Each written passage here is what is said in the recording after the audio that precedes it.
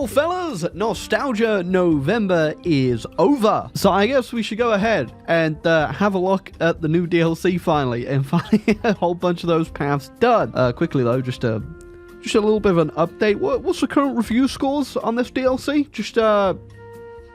Oh, I don't know too much about that, but I guess we're going to try and find out today. We have so much to do. Well, I've not really been playing a lot of HOI4, for the past few weeks. I had a nice big break from the game. I only played those couple games that we did on the DLC, so I'm kind of going into this with a bit of a fresher outlook than a lot of people, I imagine. I did enjoy my PRC game and my Japanese game, though, and today we're doing one more. I don't know when this video will actually come out because I'm going to do a China game at the same time. So if this comes out first before I've done China, don't comment. Please play China. I've already done it. It's just not here yet. But yeah. I want to go look at Japan, because Japan kind of infamously had the worst focus tree ever, and specifically a really bad path. And that path could be argued is a couple different ones in your eyes, but I think most people probably already realize the one I'm on about, and that is the Japanese Communist path, which now, if you can't tell, has been expanded quite a bit. And I already know the path I want to do. Apparently there's like a secret path in for the Communists. I'm not sure if I'm going to end up accidentally getting it like I did the other one. Hopefully not, because I do want to go for the Pacific Union of Soviet Socialist Republics today. I thought it looked pretty interesting in the dev diary, so we'll figure out today whether or not that's true. But I guess to get down there, we're going to have to decipher the Japanese focus tree and figure out how to do it. I'm assuming it's probably going to require a bit of a civil war. Now, a lot of the critiques people have been having that I've seen so far, obviously the price of DLC doesn't really affect me. I got it for free, little chud. And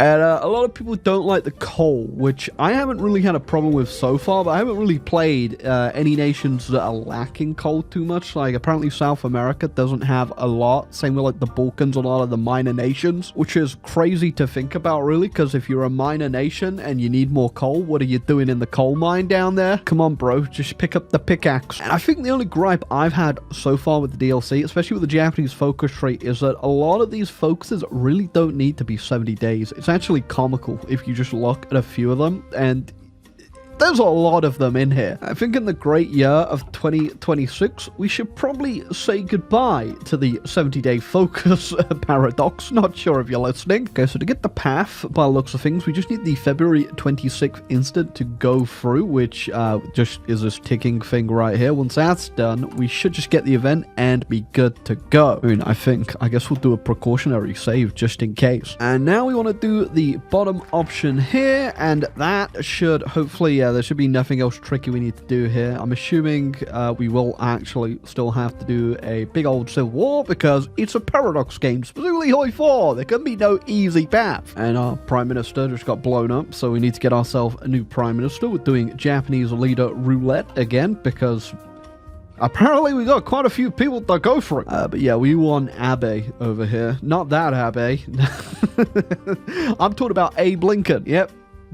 Abe Lincoln. Okay, immediately we've got ourselves the anti-military struggle here. The army is securing control over Osaka, which I'm assuming I need to counter by doing my own version of that. And thankfully, I had a lot of PP stored up, so I've just secured all of the middle here. Okay, the Great Japanese Revolution is pretty much about to begin. I got most of the infiltration off in the north. I guarantee I think I went a little bit overboard. I don't think you need as much as I did, at least. That's what I'm getting so far. I could be completely wrong here when this kicks off. We go, the revolution has finally begun. Oh man, we got ourselves a whole bunch of different factions here, huh? So we've got all of this land here. The Democrats have this, and then we also have the military under Hideki right there. I think, though, that we are probably, looking at the amount of military units I have right here, gonna have this one in the bag. We are gonna pull out of this area, though, just get ourselves on one front line here, try and get everything in the south capitulated, and just hold the actual bit of Tokyo there until that we've got everything cleaned up. Ladies and gentlemen, I do believe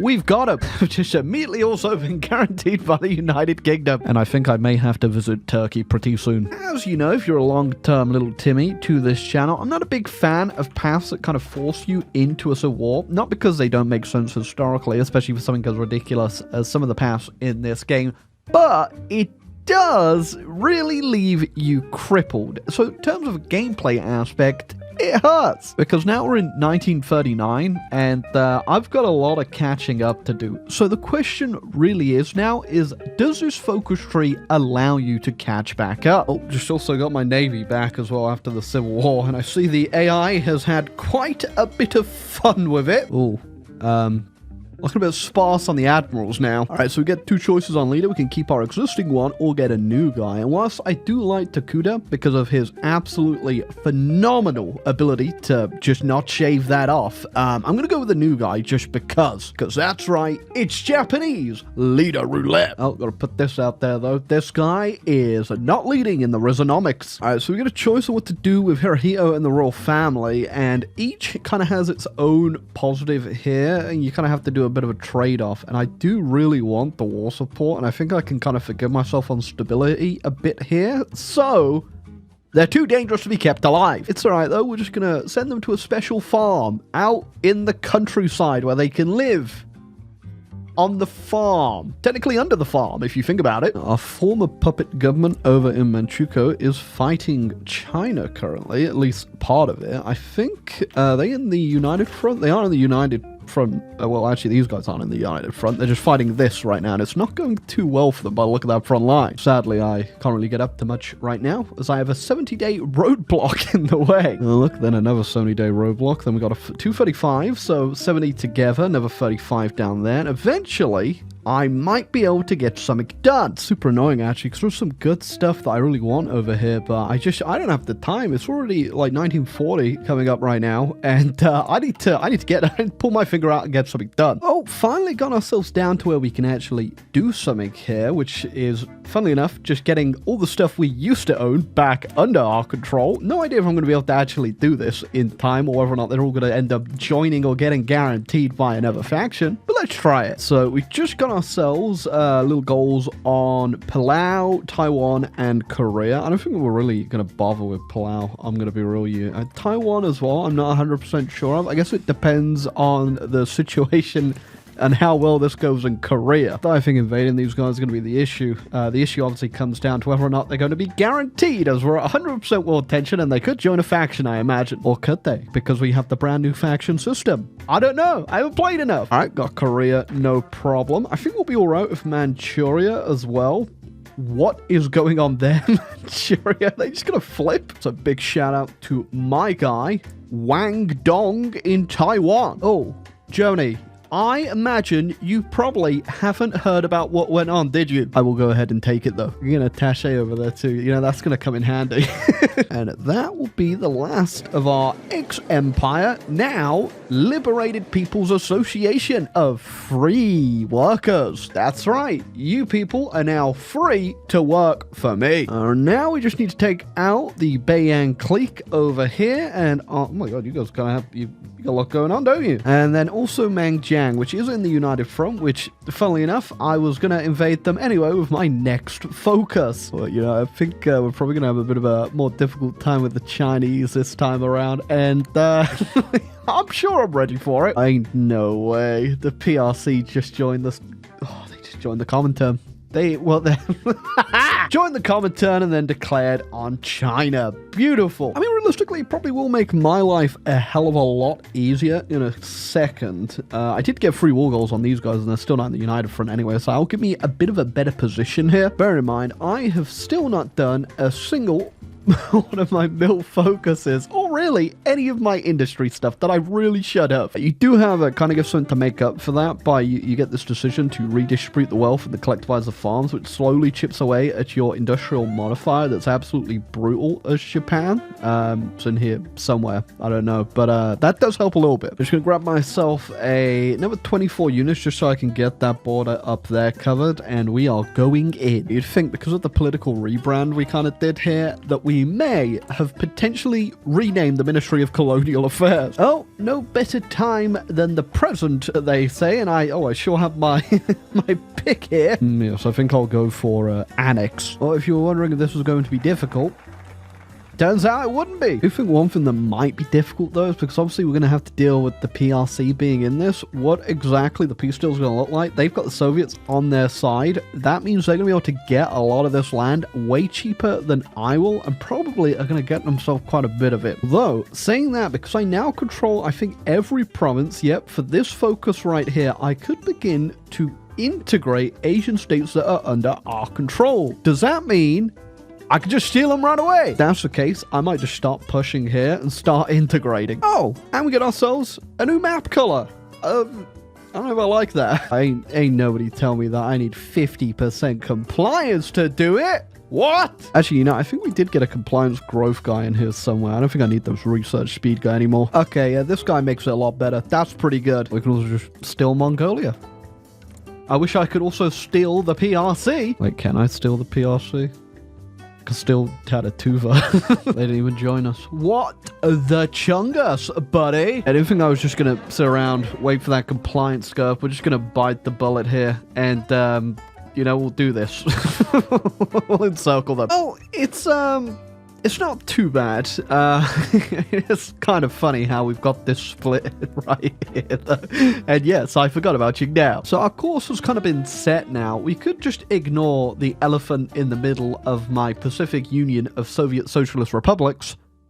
But I'm not going to because it's annoying. So yeah, it looks like I'm going to have to go fight the Soviets. Funny. Fun time, epic fun time. Reddit updo. Invite the Chilean Socialist Republic into the international. Do I want to do that? You guys going to win? These guys are in a faction? They're not. Get in here, my friend. Realize actually, why are you fighting the Germans? Did you do your stupid focus to fight the Germans? We ain't getting involved in that, at least not yet. Oh, wait, no, it's because of this. Our trans-Pacific influence, I didn't think it would actually go all the way, which is really stupid of me because it's literally in the name. But yeah, I guess we are just boosting the hell out of South America right now, which, yeah, I can get on board with that. I'm going to make myself some new friends. Then we're also just going to take down the Soviets, prepare for that, and also start integrating all these states as a compliance is going up pretty damn quick. You know, I'm only going to do a few of these little integrations because they do cost 50 political power. You can't do multiple at a time, but we also get these options to start spreading communist influence across all these colonies, and I think that's going to be a good shout. Okay, now as you can see, we can also stir it in quite a few countries, and it's already going on in a lot of these guys over here, because obviously we already did the stupid focus for it. So we'll see if any of these guys end up flipping as well. I reckon quite a few of them might over time. Burma popped out of a revolution. I could invite them to the faction via my decision, but yeah, I don't know that guy. I've never heard of this guy. I think they're winning there. Bolivia's in. They actually just flipped without the Civil War, I think. Interesting. Got myself my goal on the Chinese and thus the Soviets here. I do wonder actually if we're going to get ourselves a scripted peace deal or not here. Scratch it actually, because it looks like the Soviets might not even join. Yep, they didn't join. You never guess who did join though. Tanatuva. Fellows, in the end, we got ourselves a Tanatuva. And yeah, I did puppet them just so I could do my faction goal of expand the faction. Now we can do develop our joint research practices. Yeah, I guess I don't have to fight the Soviets anymore. I mean, maybe I should, though. Well, if the Germans are going to get all that, I might as well make sure they don't get all that. Oh, I think that might have been my doing. Yeah, I can confirm there is no little white peace or, you know, forced peace you could do on the Soviets. We are just going to have to get a full capitulation here, which, yeah, I'm using full very lightly there, considering I think the Germans have done all the work here. Well, we did not get much, but what we did get is probably better than the nothing we would have got otherwise. Definitely not going to wait around here, though. I think we're going to make the most of the opportunity presented to us and declare straight on the Germans. Thankfully, my Chilean ally has laid that out pretty easy for me because they're fighting them already. I'm sure the allies were just thinking to themselves, it is so over. It's never been more over than it has been right now. And then the great mighty Pacific Union of Soviet Socialist Republics joined the battle. And at the same time, mysteriously, Turkey went into a communist civil war, which, we're friends now. I have no idea how that happened. You know, they say you can't do it. It's too ambitious, iSorrowproductions. It's just not going to happen. And yet, here I am. Oh, I already got them. Never mind. Okay, there's 15 units that were there. I was planning a great big encirclement of them. I was going real large with that one, but I just overran them. Either way, they said it probably couldn't be done. And yet, here we are. I'll be taking those readied up dudes to go. Okay, you look away from the front line in Siberia for a second. Almost become a Reddit screenshot yourself. It's like, I thought the Allies might be able to do a bit of a pushback here, but it does not seem like they've managed to get too much done. And whatever's happening there, I imagine it's probably not too good. You know, actually, I don't think I'm even going to push down here. I'm just going to hold over there. And who's justifying on me? I got some good news for you there, Germany. You don't have to waste your time. Germans actually finally brought the US into this conflict. I think they were in their own faction for a while there, but because they just did that focus, I'm assuming it's the one where they get all their war goals on the communists in the world and stuff like that. Because I flipped someone, I think it was like Panama over here. They, I think they just got the Monroe Doctrine. So yeah, US finally actually doing something. Been a long time coming, I guess. Oh, well, good news, everybody. Just stole one hell of an idea. It's been one hell of a journey west, but we are finally almost done with it. Just got a peace deal with Poland and Bulgaria? Sure. The Germans thought they got away with it, alright? One USSR out in the damn trash. What happens? They look back and it's the Passar. Actually, all we need to do is capitulate the Germans. They're all that is left standing. And if you can't tell, it's going to happen pretty quickly. Pretty good, because my convoy situation, I haven't even been getting raided. I just didn't have enough convoys. Okay, fellas. You know, I don't think that was on me. So it most certainly was not necessary. Oh, mama. Okay. Where do we begin here? Well, in my opinion, that is not too damn bad. I mean, there's certainly been better days in Ukraine, I imagine. But also much worse days. I returned the land I owned in there, and that just made it worse now that I'm looking at it, but sure. Okay, oops. Shout out to Big Belgium, by the way. Love to see it. I mean, it was pretty okay path. Definitely nothing special. I mean, it's a communist path in HOI4. They're usually pretty bad. At least this one is. I'm not too sure if this one would be any better. Let's have a quick look through just to see if I can see anything that's a little bit interesting. I mean, honestly, it seems kind of exactly the same. You again, go fight China and end up integrating them all. So yeah, definitely not looking that good. I have been told, I think that the democratic path is actually pretty decent though, so I think I'm going to look at that next time I do a Japan one. I still need to do a historical as well. I haven't done that yet. I think when I do a historical game as well, I really want to focus on playing around with the new navy system, specifically actually trying to make some navies and also, you know, going to go fight some navies. Yeah, I do think this tree could be a lot better. It's not horrendous. It is obviously super overpowered, being able to core all of Asia and just not even really rushing it or trying it. I got pretty much all the worthwhile parts of China cored, and even then, so you don't even have to get them cored, because I imagine, yep, I have everything at 100 compliance just from that advisor, which is insane. I just want to add. So yeah, you definitely don't have to go like out of your way to go around doing the coring stuff. It's obviously just useful to get all the important ones, and then the compliance growth to 100, I'd just take that. I'd be real over even coring. But yeah, it was definitely like a middle of the road path though, maybe a 6, 7. Isn't that a meme? But yeah, maybe like a light 7. Not that great, not that crazy. I think if you played this on maybe non-historical, could be a little bit more fun. And in fact, there's probably an achievement for this as well. And I didn't even get down to this over here, which is pretty good, but it's a lot of work for something that, I mean, that doesn't make it worth it. So yeah, definitely nothing crazy. A lot better than obviously the the old Japanese communist path. That was horrendous. This is way better than that. But would I do it again? I don't think so, honestly, off the top of my head. I might try out this other path, or go for that secret commie path you could do with the Buddhists or whatever. But for now, I think I'm done. Just like you're done looking at that like button down there, because you got to go hit it. It's time to hit the like button and then see the subscribe button. If you're not subscribed, please go hit that, because eventually on this channel, in around 15 years, we might hit 1 million subscribers. And we all might also be dead. That's how that works. Time moves forward.